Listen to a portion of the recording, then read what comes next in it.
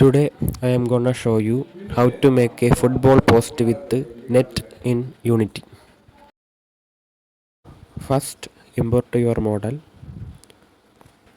As you can see, the net part is a simple plain like mesh with one side view. You can easily make it in Maya or Blender. Don't worry about the one sided view. We will make a material which will visible in both sides. Then import a texture which have a transparent background for our net.